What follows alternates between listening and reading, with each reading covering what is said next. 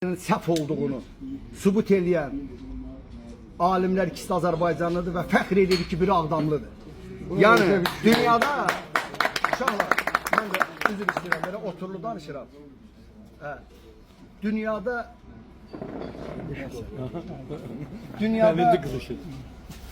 yox, bu məlumatları bilməyiniz vacibdir. Yəni bizə həmişə aşılayıblar. Biz yaxşı gitara çalırıq, biz yaxşı tar çalırıq, biz yaxşı muğamat oxuyuruq. Amma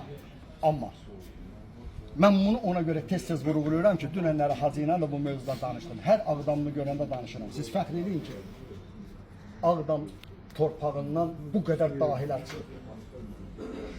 Rafiq Əliyevin nəzəriyyəsinin uğuru haqqında da bir epizod deyil, maraqlı faktdır. Yəni bu məişət məsələsi deyil, gündəlik qayğı məsələsi deyil, bilməyinizdə xeyir var.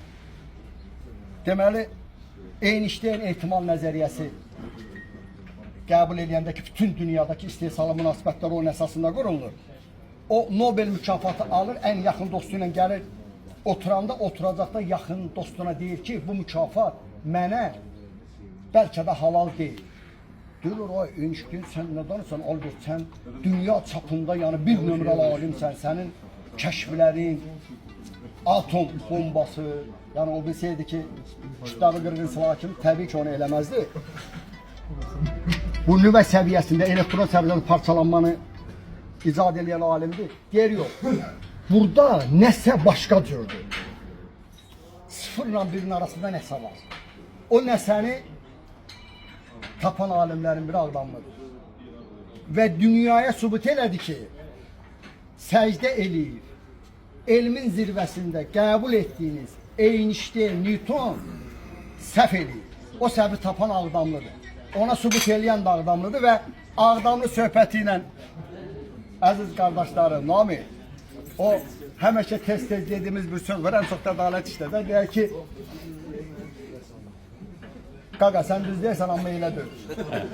Qeyri-səlis məntiq nəzəriyyəsinin mahiyyəti odur, həqiqətən. Sən də düz deyirsən, amma elə deyil. Sıfırla birinin arasında minlərlə rəqam var. Ağla qaranın arasında minlərlə rəqam var. Və sizə bir dənə də söyləyəcəm. Rafiq Əliyev qeyri-səlis məntiq nəzəriyyəsindən Lütfüzadə ilə... Bizdən qabaq o sözü deyib də, Einstein. Bəli, Einstein deyib ki, qaqa elə deyil.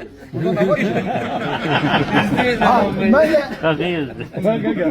Deməli, bir dənə maraqlı fakt oldu ki, qardaşlar, fəxr edin, siz Rafiq Əliyev görünə, deməli, məntiq deyir ki, hamımız deyirik də, məntiqli danış. Sənin sözündə heç bir qram məntiq yoxdur.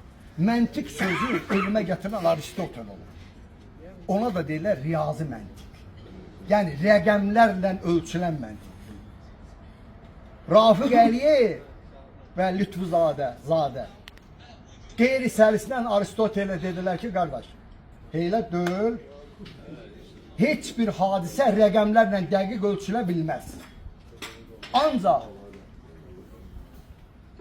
semantika lazımdır. Yəni, sözlə gözəl davranmaq mədəniyyəti lazımdır. Məsələn, sizə bir misal çəkim, yəni bir maraqlı söhbətdə ona görə biliniz. Desən ki, Hacı, ən çox kim istəyirsən? Deyək ki, övladımı. Bəs torpağını Azərbaycanı da çox istəyirəm, Ağdamı da çox istəyirəm, öz küçəmizdə çox istəyirəm, anamı da çox istəyirəm, sevgilər var. Bunlar bir-birinə nə ilə fərqlənir? Dərəcə ilə. Bax, qeyri-səlis məntiq nəzəriyyəsini alır. Ya ağ, ya qara, ya sən mənlə dost olmasın, ya düşmə. Bu Aristotel məntiqi səhvdir. Və Rafiq Əliyevin son görüşündə belə bir ifadə işlətdi. Dedi ki, mən proqnoz verirəm. 2080-cı ildə, 80-ci ildə artıq klassik riyazi rəqəmlərlə, teoremlərlə artıq nəzəriyyələrin izahına son veriləcək və semantika işə düşəcək, qeyri-səlist, süni intellekt, çox ciddi zamanlarda qərar qəbul etmə, idarə problemlərində qərar qəbul etmə və bununla dünya idarə olacaq. Ona görə də biz fəxr edirik. Xudu Məmmədovla, Rafiq Əliyevlə, Kamil Mehdi ilə, Əlfi Qasımovla, Şahmar Əhbərzadə ilə, Əli Əmirli ilə və saymaqla bitməz.